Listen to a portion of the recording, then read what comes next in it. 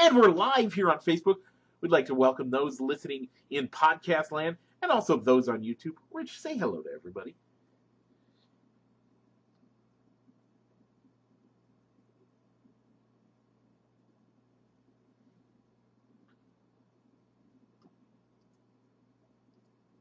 Yeah. Rich, how about you start off with your favorite headlines of this week? I guess before we do that, we always do the traditional. How you doing, Rich? Yeah.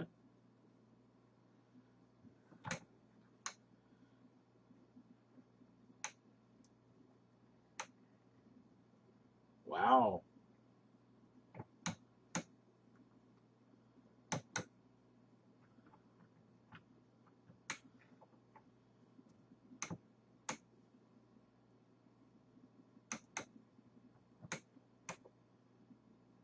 Wow. Wow. That would be weird.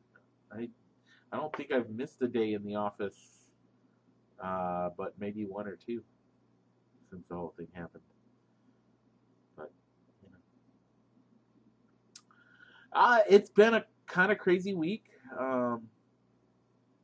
Bethany got married last weekend. That's why Dad was here, and oh man, that that weekend took it out of us. I think we're still not recovered. We might go to Sioux Falls after I get done with the show. We might not. I'm not sure yet. Um, we might stay home and then go next weekend because we're gonna relax all weekend this weekend. So, ooh, speaking of big weekend stuff, we'll get to it in a minute. Rich, go ahead and do the headlines.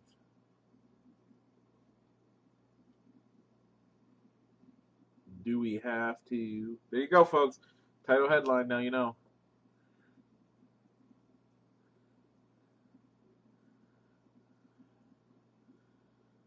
Yep. Oh yeah.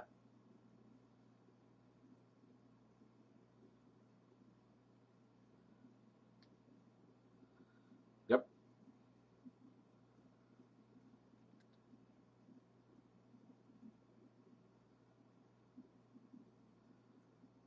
Yeah.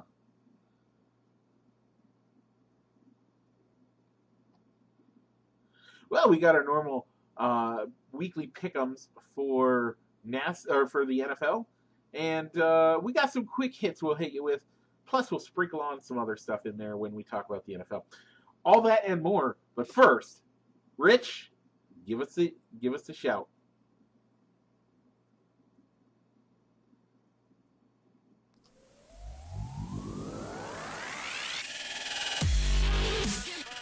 Broadcasting live from somewhere in Iowa. This is Balls and Sticks, the podcast, with your hosts, Mike and Rich.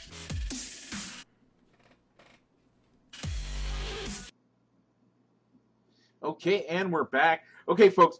So here's the deal. Um, this week's poll question is going to be brought to you by the JCs of the Quad Cities uh, Barbecue Fest uh, happening today, Saturday, October 2nd, 2021. Get down to LeClaire Park, get yourself some barbecue. We'll explain why in a minute. Rich, how'd last week's poll go? And what is this week's poll?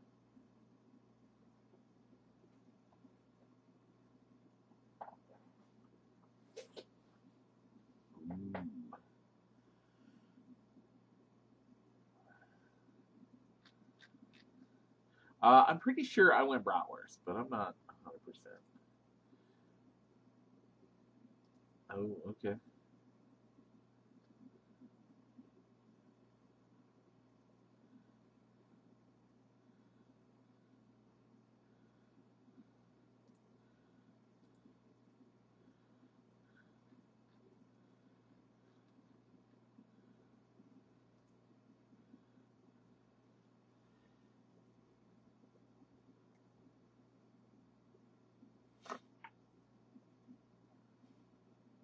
I actually changed my. I just changed my vote. Good barbecue, good chicken. I'm not talking barbecue chicken. I'm talking grilled chicken. You get the right seasonings. You get a little barbecue sauce on there. Man, it's good. One vote for chicken is for me. It's actually up to 9.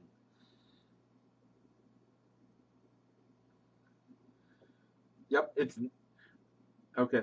9 for bratwursts, 3 for hot dogs, and my sole vote for chicken. So, my big thing is chicken takes on flavor fairly well. It has some flavor, but it is enhanced a lot more with seasoning and spices than most anything else. So, I'm gonna go with that's why I like chicken. So, I can understand your argument against it. So, there's that.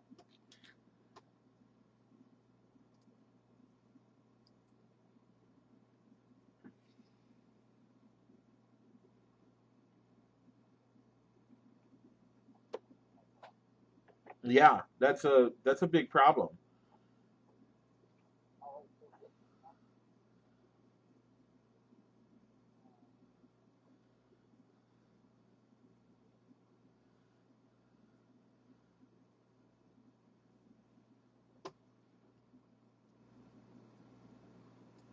Yeah.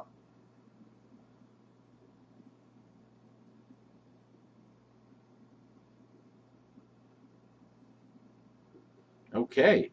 Um, that is a huge question there. Keep talking, Rich. Your audio apparently is not coming through real well, so I'm trying to get.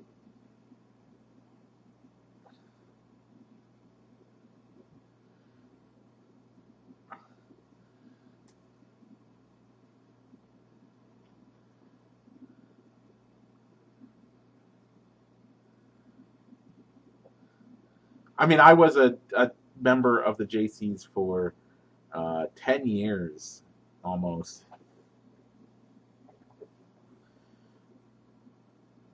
I don't think so, but man, nothing I'm doing is doing anything right. Okay. Um, I don't think I am, but okay, Rich, say hi. Hey, Okay, now you're really loud. Now I gotta bring you down. So I was a member for a bunch of years, and our friend Jennifer Kincaid or Jennifer Kaisley Kincaid, Jennifer Kincaid. Sorry, wow. I was focusing on other things. Um, she is been a member and just aged out this year. And then I just have good friends in it. It's a great organization. Folks, if you don't know, when you do stuff and support the JCs, uh, you are giving children who are less fortunate in the Quad City area the chance to have Christmas because they do. They basically their big thing that they give back to the community is called JC's Santa, where they go out and they bring they buy Christmas presents for all the kids, and it's just a great thing. yeah, so for more information on that, if you're watching us here on Facebook Live, feel free to search QC Barbecue Fest QC for more information like times and hopefully an admission fees, or just go down to LeClaire Park in Davenport, Starting at right 11. along the river, right along the river Yep. today, and get yourself some good barbecue and support a good cause. Um, I'm trying to bring it up. Sorry. Uh, we should be good now. I 99% Okay. sure. All right, so Mike, we still got to talk some baseball. Do we have There's some to? other news to talk about in baseball besides just the Chicago Cubs. Yeah. So the Cubs met their. We got the number of wins correct, as the Cubs did go 2-3 from show to show. 2-3 this week from show to show. Their overall record is bad. I'm not gonna look it up because it's bad. Not Um, worth looking up, folks. Yeah, next week. So they're going to close out the regular season facing the Cardinals down in St. Louis. Do they win a game to close out the season? No. Not even with the Cardinals resting their stars to get ready for that one-game wild card game. Nope.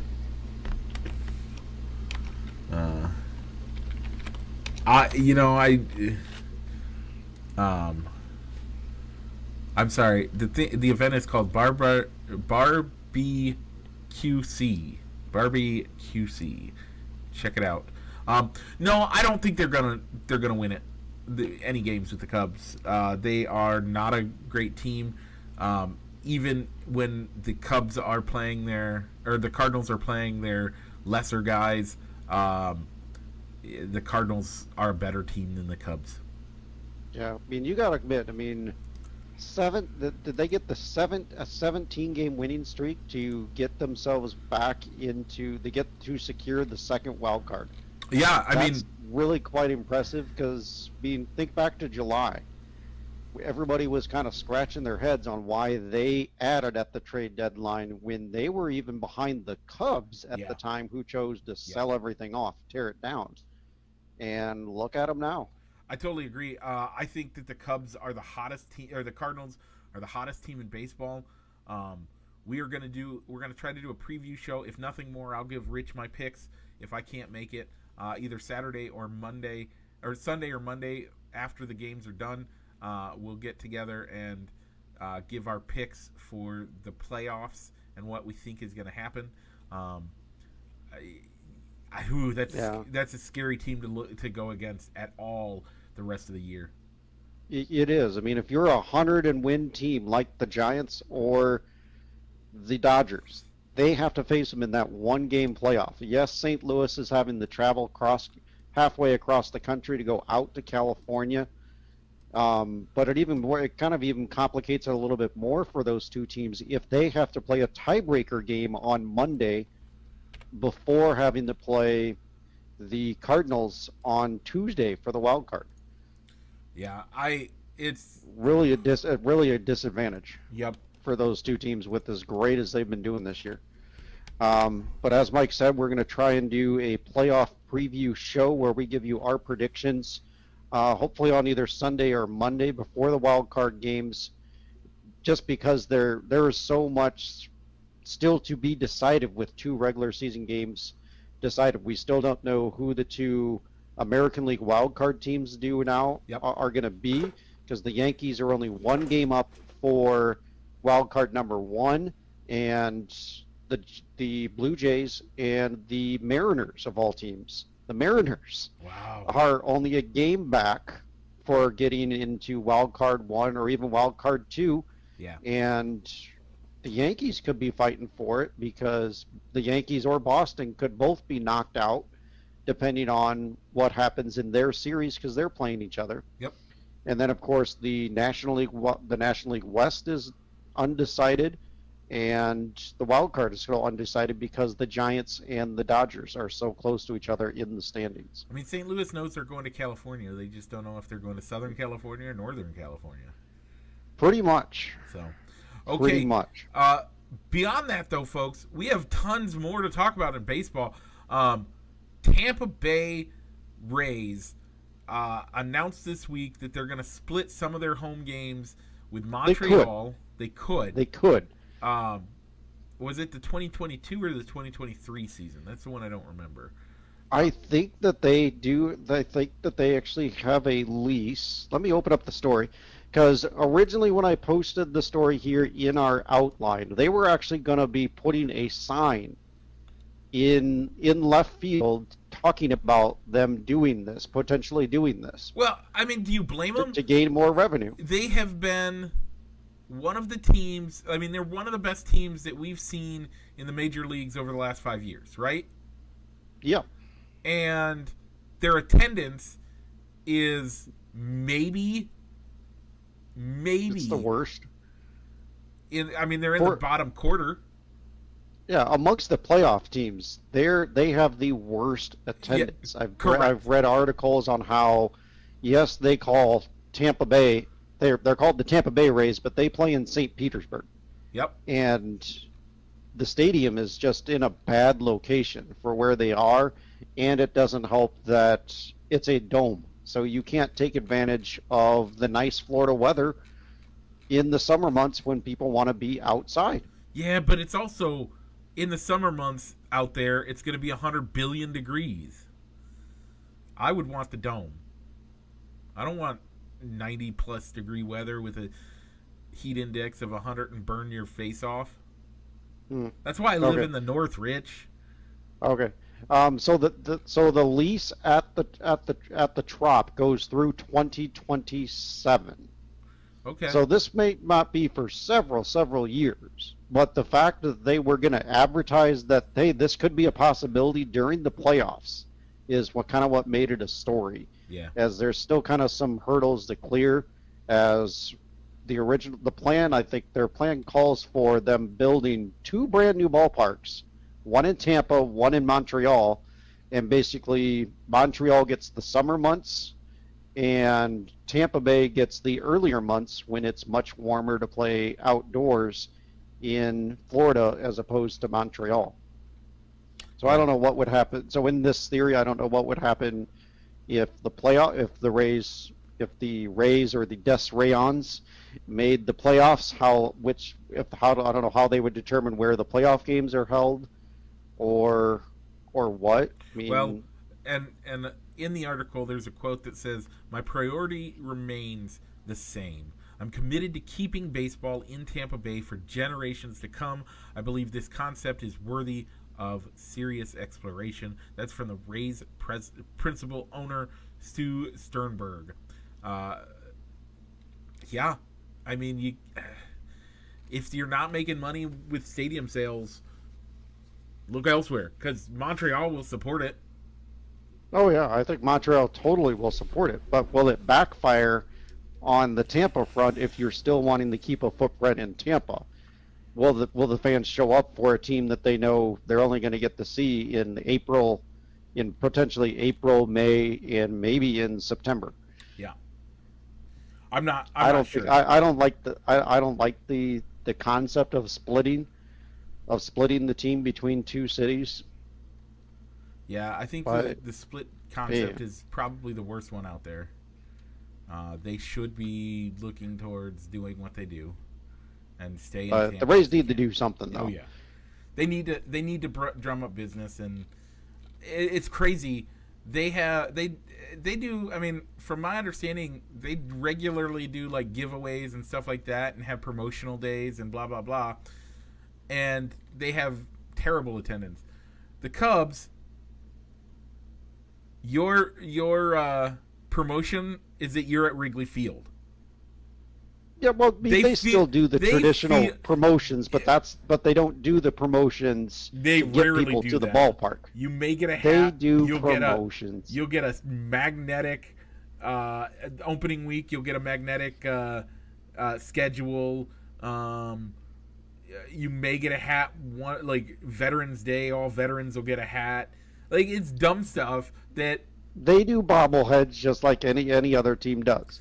But the Cubs are doing them not to get people in the stands. I think they're doing it because you got to give away things. They rarely you got to give away teams. How often do they do it? Once a month? I would say maybe a couple times. At least they have a giveaway at least once for one game each homestand. I would if I had to guesstimate. I doubt it, but okay. We got teams out here that a couple times a month, or a couple times a month. Maybe a couple times a month. I can go with a couple times a month. But you got places like Tampa Bay that they try to give stuff away every game almost, and nobody will take it, even though they're the best team, one of the best teams in baseball. Yeah, or they're doing promotions like you see minor league teams doing of discount drink nights or beer nights. Yeah. When was the last time you saw a dollar beer night in Wrigleyville? Never. Okay. So yeah, I don't know. I don't blame the Rays for trying to leave. It is strange to see a team at the top of the league talking about leaving. Yeah. we're discussing these types Yeah. of like a radical idea to increase their revenue streams. Yep. All right. So talking about revenue streams, we'll save Joe West for last. Yep. Frank Thomas and some investors bought the Field of Dreams movie site, and I believe the sale also includes the property that temporary Major League Baseball stadium is on. Yeah, I don't know about this one. You don't know. It's always been nice having fairly local people own it. Now I understand they were financially struggling. Like this year's game, like there were times where they weren't sure if they were going to make it through COVID and all of that stuff to this year's game. This year's game gave them a shot in the arm that they needed, but apparently not enough, as Frank Thomas and his investors were able to buy it. Doesn't surprise me that somebody came in and did that, seeing the massive amount of revenue stream that you could get for that. I guess it looks like it was Stillman headed a group that bought the field in the '89 and was leasing it adjacent to the Lansing family farm in '11. So, and then the guy that originally owned it had passed away. Yeah. Either way, you won't have local ownership. I think, yeah, I'm nervous about all of that. I mean, does this mean they're going to get a pseudo-permanent stadium? I don't think so. I think it'll still be that stadium, maybe with a baseball Hall of Famer and having financial interests in the game could maybe push that there is going to be a Major League Baseball game there every year. Yeah. As opposed, all right, let's see how year 2 does, and then if they're still selling tickets and the television revenue is still good, we'll do a 3rd year and a 4th year and a 5th year. Yep. I would just mean I haven't been up to the Field of Dreams since I was probably a little kid, so my main concern that I went to is this year was the first game I've ever been to, or the first time I've ever been to the Field of Dreams. I wonder if the movie site will become more commercialized. It looked like it was fairly commercialized. I don't know what it was like before, but they had like barns out there that looked like permanent structures that were being used as like souvenir shops and stuff like that. Okay. Yeah, nobody lives in the house anymore. It's a movie prop now. Oh yeah. So right, I don't Mike. know. All right. But the best news to come out this week: Joe West gonna retire this year. We think so. All signs indicate that he's going to retire. And like I said when I posted it, all God's children said amen. Like, yeah, when I originally saw the story, I thought, all right, I'll believe it when I see it. I can understand that. But the more I read, this does seem like a legitimate, I'm done after this year. I've had enough. I've had enough, and it's time for me to go. Yeah. It is awesome. I can't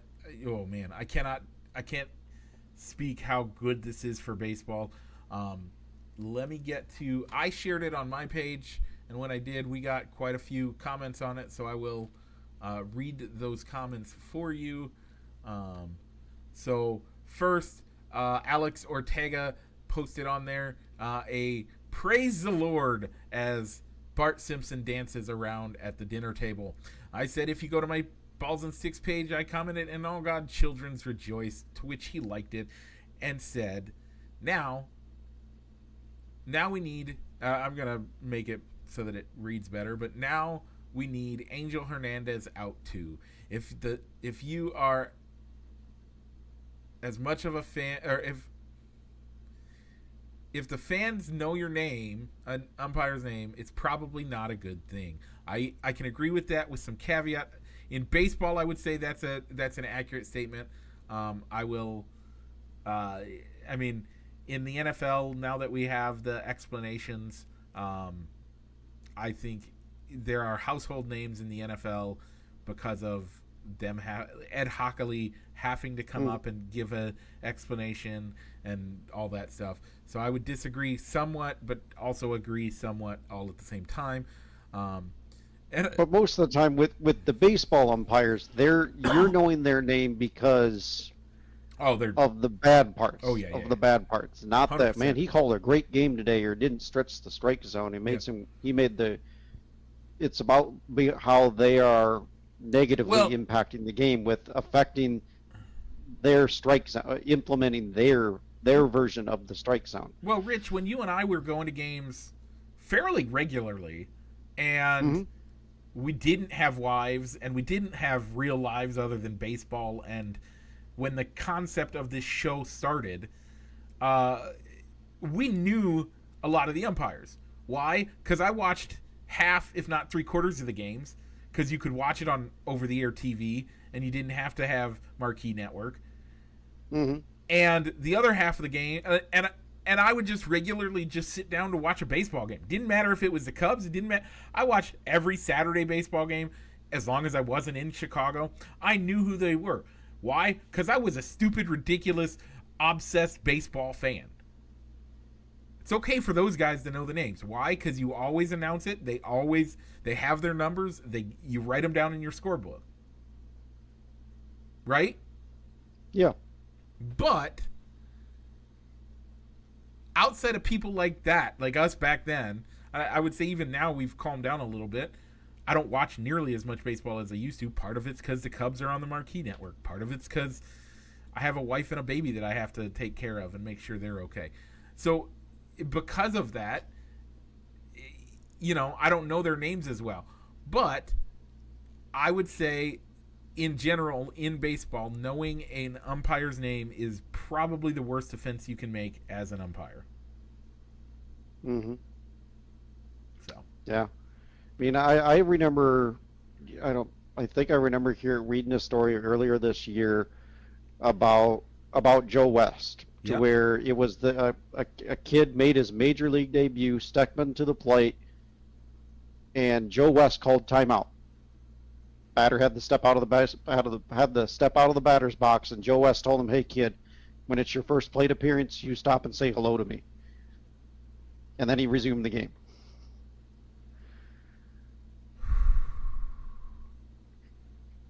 Has that story been verified? I don't know. Where did you read it at? I think it was an ESPN article. Talking about. I'll take that as verified.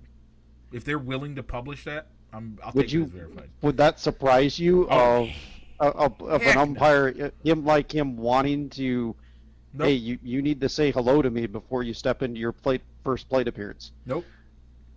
Acknowledge me. Acknowledge that I'm here. Nope. That surprises me none at all. None at all. Why? Because Joe West is that kind of guy. He thinks the game is about him and not the players. Now, we did have a positive reaction.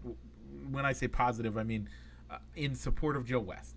Regardless, Brandon Close, who you can check out at the Chipper Dog Barbecue at the Barbecue Fest in LeClaire Park today from 11 to 10 p.m. I believe, maybe 11 p.m. Live music, barbecue, all the good stuff. Anyway, if you go down and check him out, he said, regardless of what you think about his decision making, he did revolutionize behind the plate chest protection and the behind the plate game in general. I mean, that's what happens when you're in the league for 40 years. But when he started, all they had was those flimsy like arm guards that you would wear to protect yourself. Now they have those really fancy, like, you suit up in it, like a suit of armor that sits under your shirt, whether it's a polo or whether it's your suit jacket. Like, it's legit. Yeah, before wasn't it just like a blow up? Yeah. Air thing that they had to hold up. Yep. When he came in, it was very. I mean, you took risks coming in to be an umpire. Now, not as much. unless you're Joe West and somebody decides to throw the ball directly at you, which has happened. Joe West has been both the best and the worst umpire according to both fan and player polls in his tenure in the league. And let's be honest with ourselves. There were times in the late 80s, early 90s where his presence was a good thing. He wasn't as quote-unquote famous at the time, but you know what? You knew that he was calling a good game. Nowadays, I don't know. His strike zone has changed a bit. His ability to hold a constant strike zone has changed. And he thinks the focus is as much about him as it is about the game that's being played. I don't know. Any final thoughts before we leave the Joe West and say good riddance to bad rubbish? Nope. Okay. We're good, Mike. Ready to see what's coming up next? Is it a left turn? It is a left turn. And after that, Rich, what is it? It's probably going to be another left turn. Why? Because we're going to be going fast this week, Mike. Because we're heading into the NASCAR Corner, presented by Triple I Sports Cards Incorporated, Moline, Illinois. Check them out for all your sports memorabilia needs, in person or online at their eBay store. Once again, Triple I Sports Cards Incorporated. Okay, this week we are heading to Talladega because I want to go fast. Rich, all right, let's give our fantasy shout-outs. Last week at Las Vegas Motor Speedway, I won. Tony took second. Mike. Solomon took third. Rich, you rounded out the bottom. But in our overall standings, that doesn't hurt you all that much because you are still 310 points ahead of Solomon, who is 200, almost 200 points above Tony, and he's 400 points above me. So I'm pretty sure we're fairly locked in for the season. But in the playoffs, Solomon is first, I'm second, Rich, you're third, and Tony is last. And that's actually a really good race. That's a really close race there. It is. The playoff side, 22 playoff points sides. Difference between Solomon and I in the playoffs, and you are 28 points behind me or so? 30 points behind me? So things still could shift around. Yeah. All right, so recapping the South Point Casino 400 at Vegas, your race winner was Denny Hamlin. Yep. For Joe Gibbs. Our guest picker, Joe, had the highest finisher between the three of us, as his pick of Kyle Busch came in third. Mike, your pick of Martin Truex Jr. came in fourth, and my pick of Ryan Blaney came in fifth. Yeah.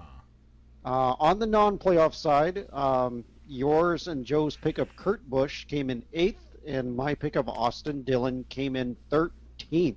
Yep. So overall, I thought we did a great job picking drivers. We really did. I gained 2 points on you this week, Rich, bringing it in the playoffs to 5-4 in favor of you. Everything could change this week, and overall, we are 20-19 in the overall season. 1 point separates us overall. Man, this is going to be. I do appreciate that it's not really a runaway, as it has been in the past. All right, so in the NASCAR playoff standings, before we give you our picks for the Yellowwood 500 in Talladega, our postseason pick drivers, Martin Truex Jr. is fourth in the standings and is well above the cut line going into Talladega. Mike, your pick of Kevin Harvick is 10th in the standings.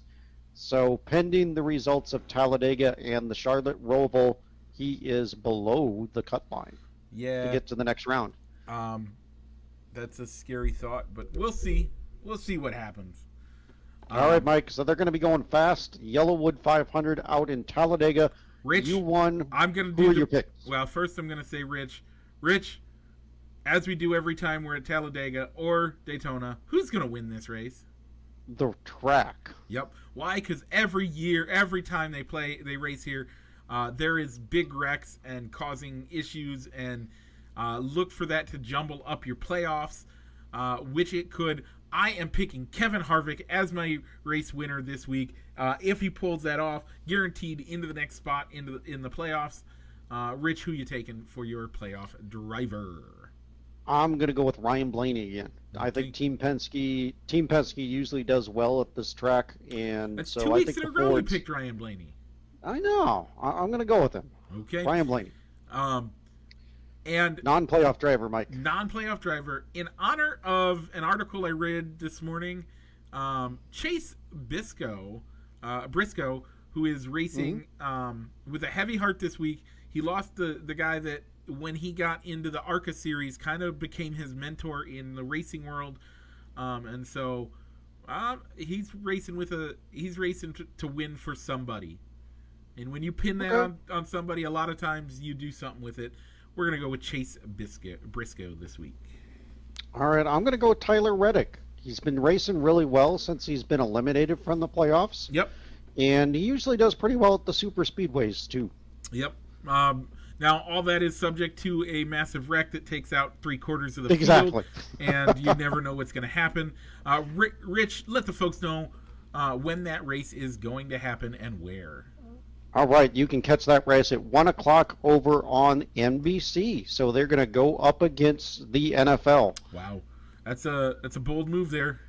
Speaking of, Rich, are you ready to head out and head over? I sure am, and that was the NASCAR Corner presented as always by Triple I Sports Cards Incorporated, where you can catch them. Check out their store in Moline, Illinois, or on eBay. Perfect. Triple I Sports Cards Incorporated. So let's head over to the gridiron. We made all those left turns. Now we go to our weekly pick'em shout-outs. Bro, you and I are doing great this year. We are tied at the top with 32 wins picked. Midget Nation is right behind us with 29. D's Picks has 9 picks. And Dupo's team, Solomon, you got to pick a team. you got to pick players. Yeah, pick those matchups. Weekly performance. I picked up 12 wins this week. You picked up 10, as well as Midget Nation. So, and so far this week 4, we all picked right for Thursday night's game. Speaking of which, Rich, lock of the week last week. Or no, I guess we go to Bears first. Yeah, let's go Bears first. We're going to do the Bears first. They lost 26-6. This was... You doubted me. You doubted... I was... A little bit. Rich, yeah, I did. Rich, are you ready to take that over-under bet and declare that you've lost? Not yet. Not yet. Because during the preseason, I did have them losing to the Browns, and I switched my pick last week. So technically, I still have them on track to hit the over. Okay. If I keep the rest of my picks as I did them in the preseason. But this was just embarrassing, Mike. It was bad. You see that finger I'm holding up? By the way, if you're listening on the podcast, I'm holding up one finger. Rich, do you know why? They have 1 win.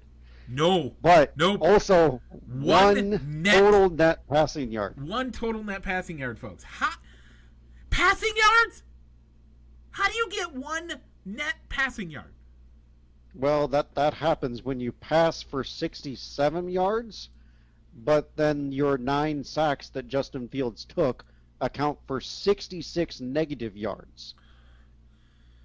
That's... I can't...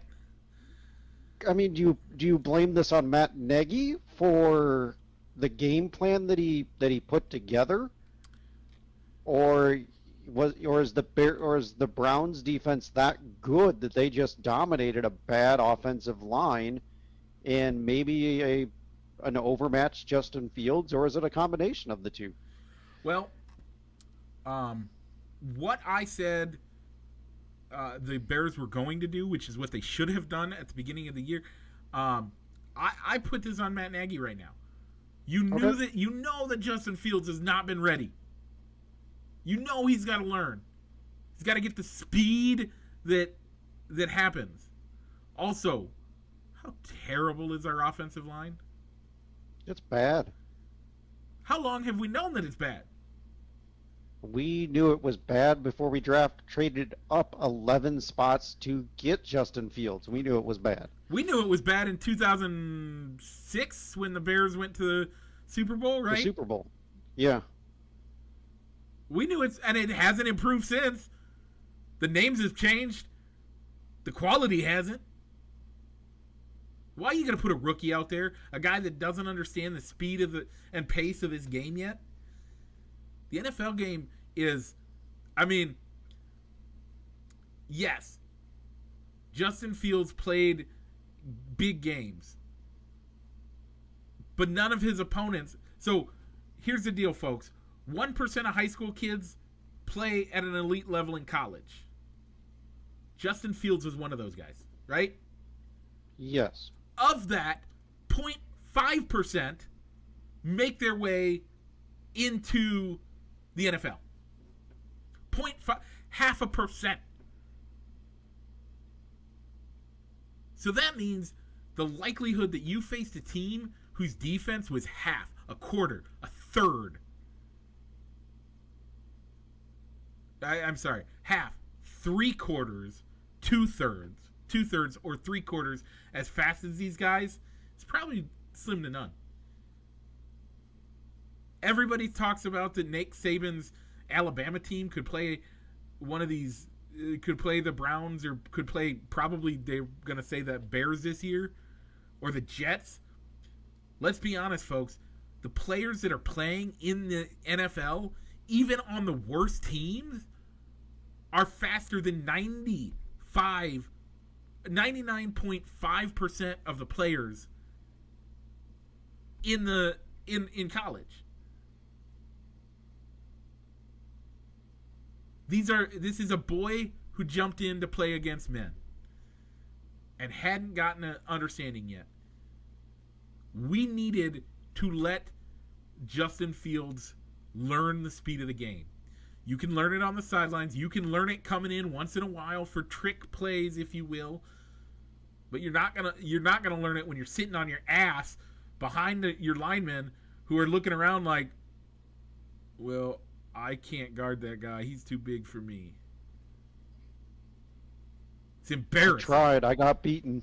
It is embarrassing. And anybody who doesn't think it's embarrassing needs to show me how one net passing yard is acceptable in today's NFL. Yeah, that game was just hard to watch. By all means, I picked the Bears to win, and it was very much a hopeful or optimistic pick. I wasn't expecting it to be happening. I wasn't expecting them to maybe win the game, but I didn't expect it to be so bad. The only reason why they scored the 6 points was because of a pass interference, defensive pass interference call, which put them into field goal range. Yep. And that's it. That was the extent of Justin Fields' passing play. That was his longest passing play, and it didn't count for him because it was a defensive penalty. Your longest passing play is an is a defensive pass interference, which, by the way, would have resulted in an interception. How about that? Yeah. The pass interference on which they got the longest amount of yards, if the play would have held in the way that it played out, would have resulted in in an interception, because the defensive player had position, extended his arms out, which I don't think really made a difference, but intercepted the ball because he pushed off. And that's your longest passing play? Yeah. So I don't know. I mean, I hope that if he starts this week, because Nagy has said it's going to be a game time decision on who's going to be the starting quarterback this week. Let's put Nick Foles in there. I actually said I think they should have done it last week too. I think I said that on the show even. I think so. Yeah, because I don't think Justin Fields is ready. It takes time for your brain to comprehend. You have 2.6 seconds to get the ball out. And that's on a good team. On a bad team, like the Bears, you have 2 seconds flat. And you have guys on top of you. Show me a college kid that ever had to make a play in 2 seconds flat like that. Be able to read the entire field and know what's going on. Be able to throw before your receiver gets there. Players in college get open. Show me a guy that's open in the NFL, and I'll show you an offensive pass interference that happened. Well, yeah, I mean, if they are going to start Fields against Detroit, I hope that it's a better game plan. I mean, even with a bad offensive line, knowing that Justin Fields is still a quarterback that's learning the NFL game, it seemed like Nagy is trying to fit Justin Fields into his playbook instead of building a playbook around Justin Fields' talent set and what he's done in the past and done well in the past. It seemed like he was running out the same playbook that he would have ran out if he had Nick Foles under center or had Andy Dalton under center. Yeah. Instead of using the entire week preparing for Cleveland, knowing that Fields was going to be under center, to come up with a game plan that was going to fit his talent set. Now, are you ready to call for Nagy's job? I don't know how he can survive. I hope that they let him go at the end of the year, regardless of how well they do, because while in previous years you could always make the point of, well, at least if we're going to be bad, we'll get a good draft pick next year. But that's not the case for the Bears this year, as their draft pick, whether they make the playoffs or they're 500 or they bottom out and they have a top 5 pick, that's going to be going to the New York Giants. Yeah. So even if For you Justin bottom Fields, out by the way. and you're horrible, you don't get a high draft pick out of it because it's Justin Fields and the pick is going to go to the New York Football Giants. Yeah. It's going to be hard for Matt Nagy to keep his job. I think unless they make the playoffs. At this point, which I don't think they're going to do. At this point, barring Justin Fields all of a sudden getting it this week and playing lights out football and like winning the next 10 games straight, I don't see him keeping his job. Okay. Do you want to keep reviewing this week, or do you want to make a call on if the Bears are gonna win or not? Let's recap the rest of week 3 and cover those little kind of like 2 quick hits that I got there. Yep. Before we go into week number 4. So, lock of the week, Mike, you got yours correct, as the Buffalo Bills did win big over the Washington football team, 43-21. I got my pick right, as the Broncos beat the Jets 26-0. And your dad, he darn near got it right. Yeah. 41-21, Dallas over Philly, and he made the additional pick that they were going to win by 3 touchdowns. They won by 20 points. Yeah, I honestly, I think I give it to him. Like, yeah, we're not Vegas. We're not Vegas. I'll give it to him. They technically won by 3 touchdowns. He didn't say they'd win by 3 touchdowns and the extra points. Yep, they won by 3 touchdowns. It would have taken 3 touchdowns for Philly to win the game. So yeah, I'll give that to him. I'm totally amazed. All right, so Mike, that brings our record to locks to 3-0. With picking the Bears, we're both 2-1, and obviously the Bears are 1-2. Yep. Upsets, Mike, you got your upset right, as the Falcons beat the New York Football Giants 17-14. It took a game-winning field goal, but a win's a win. Yep. My pick of the Rams over the Bucks happened, as the Rams won 34-24. By the way, I've said it all year, and I'll say it again. I don't think the Rams are ever an upset. I think the Rams should be the favorite team in every game. But according to our rules, you are correct. It was an upset, and you did get it. Okay. And the Saints went into New England and won 28-13. Yeah. I was a little bit surprised by that one. I didn't see the Saints going into Foxborough and winning that game. I mean, according to his logic, that means this week the Aints, it should be the Aints and not the Saints. Probably. All right, so Thursday. that brings our record to upsets 2-1. And Mike, you mentioned earlier that the Jaguars lost to the Bengals 24-21. And so for Thursday night football, I'm undefeated. Mike, you're at 3-1 for Thursday night football. Okay. All right, Mike. So we had two records set in field goal plays this week, Rich. We did. Which one do you want to talk about first? On the good side of the kicking team or the bad side of the kicking team? Let's go with the good side. On the good side of the kicking team, Justin Tucker has set a record again, folks. Justin Tucker becomes the first player to record a 66-yard field goal in an NFL game. He had said he was short from 65 in pregame warmups. Comes in, kicks a field goal at the last second, hits the upright, and gets a favorable bounce to go through, and they win. I guess it's the crossbar, not the upright. Hits the crossbar and goes through the upright. That's just amazing. I mean, there was a little bit of controversy about it, though. Much controversy. They missed they got away with the delay of game penalty. By like 1.9 seconds. Now I looked it up because I wanted to be a little bit prepared for today's show. The coach said that he would call and get clarification.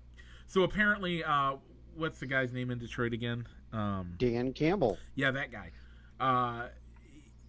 Dan said in interviews that he was going to call the league. Like every week, each coach gets to call the league and ask for clarification on calls and this, that, and the other. So he said that's one, and he said that basically it's a subjective call.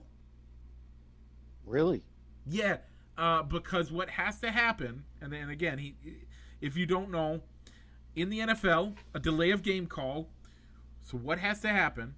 Rich, I'm gonna pretend like I'm the guy in charge of that. My job is to watch the play clock. I look at the play clock.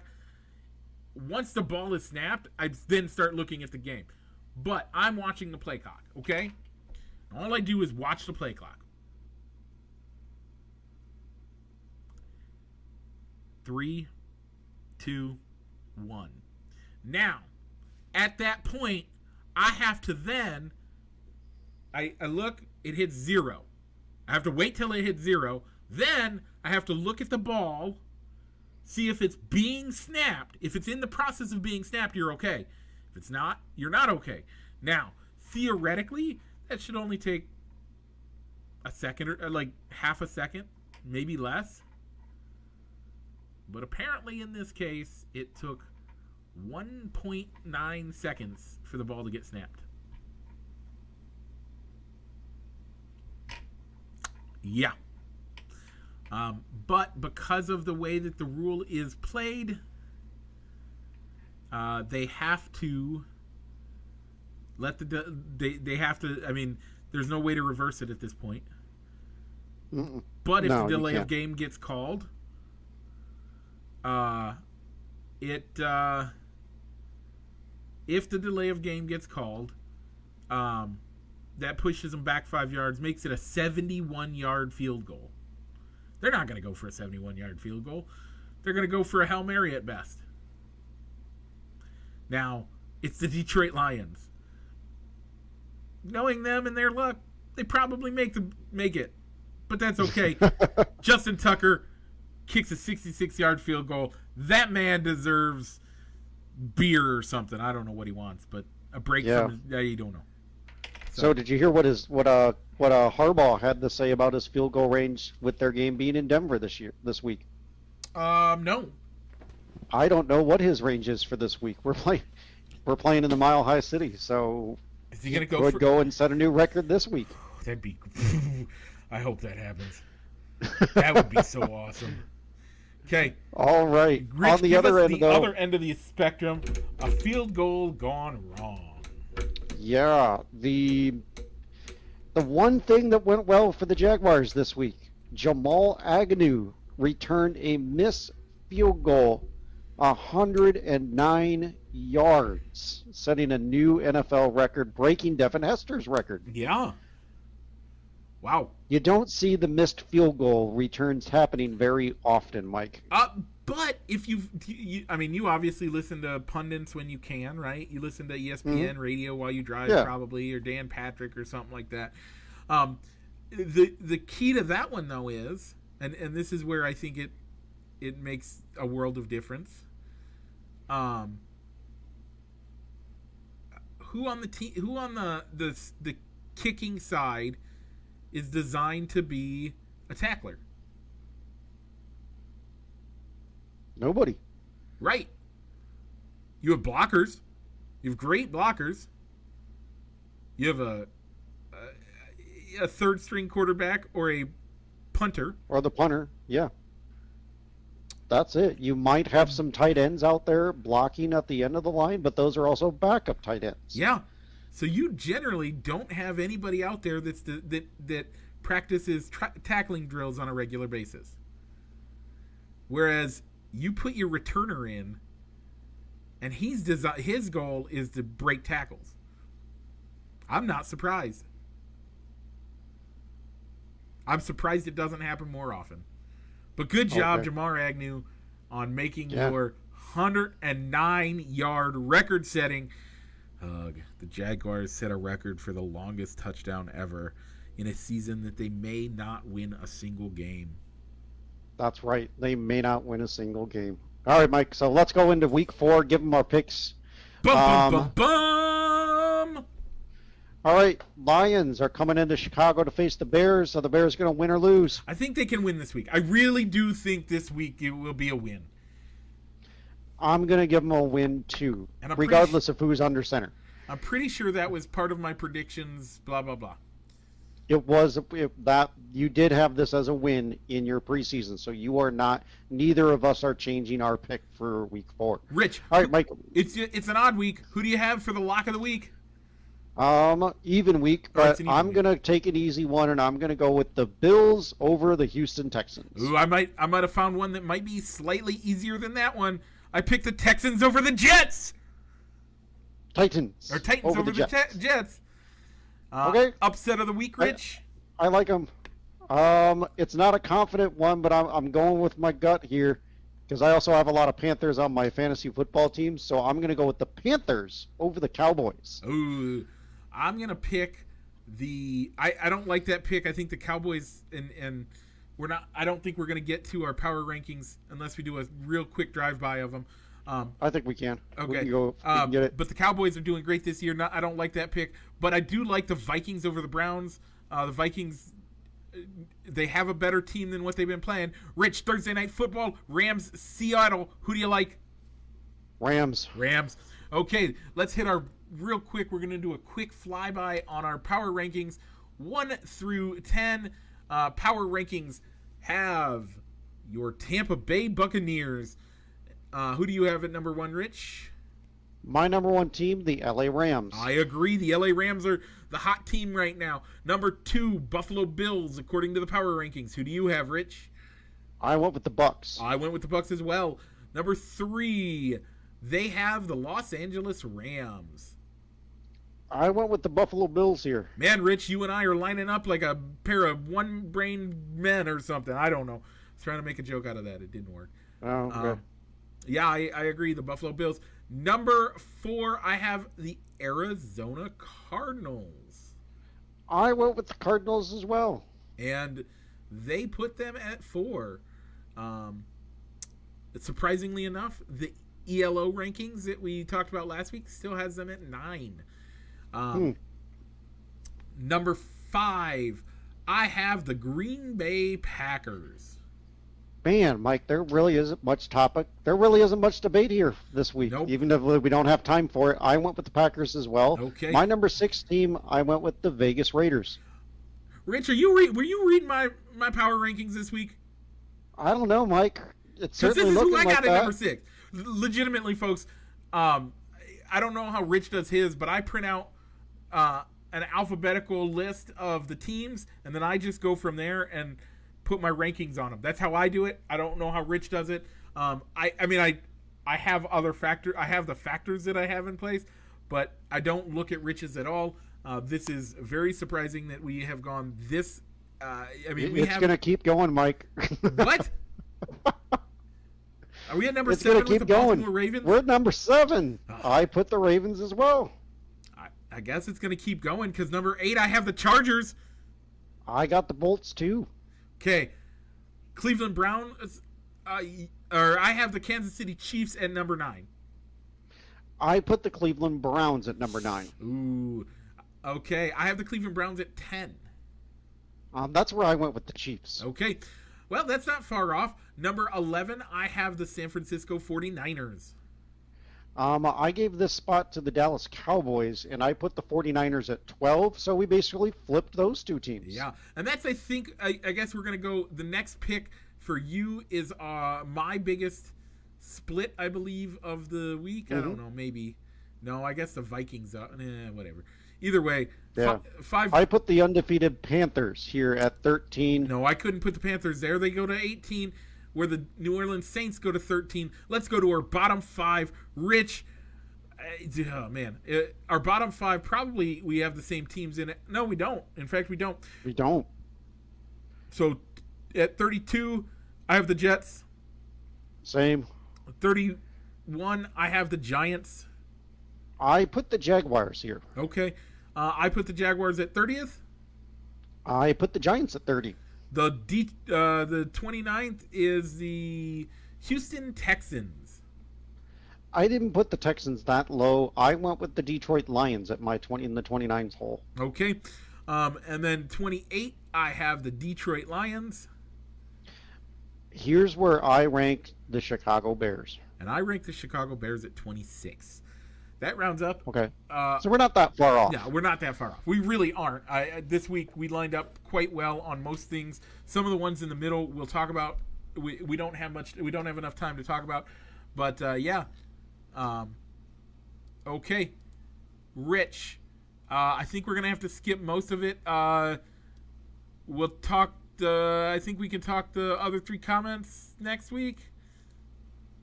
Yeah. We can leave. We can do the last one. That one's gonna lose its luster because a week ago was the Quad City Marathon. Rich, you live in the Quad Cities. What happened?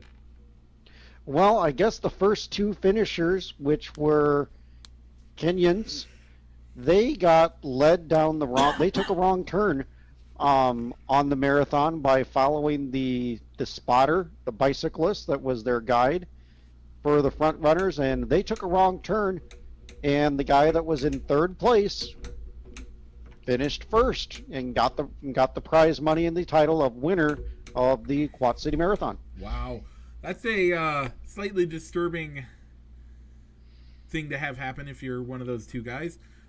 Yeah, I mean the 3rd place finisher said, I mean there was a clear sign that said this way. Was there a language there was a issue? little, huh? Was there a language issue? I don't know. Okay. I'm not sure. I don't know. I kind of skimmed the article. I mean, they followed the bicyclists. There was a little bit of, the president of the race said that they would review the tapes, and if it was found that the error was on the spotters, that he would still find a way to give them the prize money. Okay. That they lost out on for going off course and not finishing as high, since they had to recover and rejoin the course. Okay, Rich. But you said but. Sorry. Yeah, but I mean in theory, in all fairness, I mean the guy that was in 3rd place was a little bit further behind, so he could see what was going on. But at the same time, he said, "I'm not going to shout out and correct them that, hey, you're going the wrong way. Don't take that turn." Yeah, I mean, you got to win. You're in the event. Yeah. Why would you want to jeopardize not winning? Yep, I totally agree. Rich, do you have any shout-outs before we head off to next week's show? I do.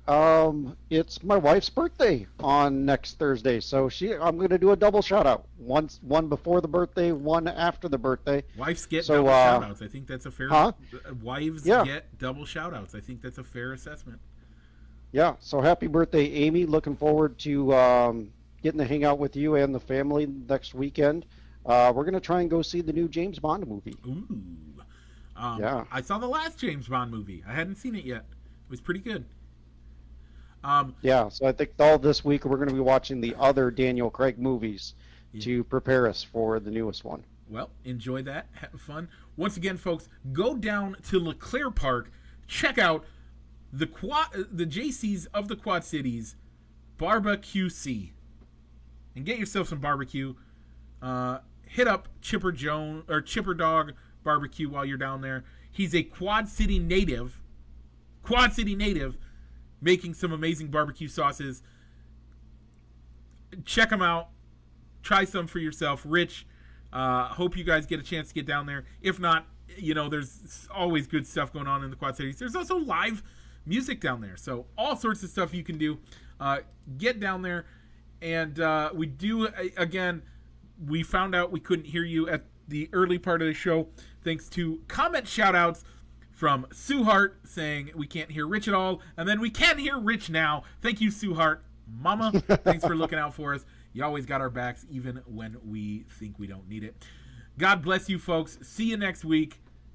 Rich, let's roll the outro.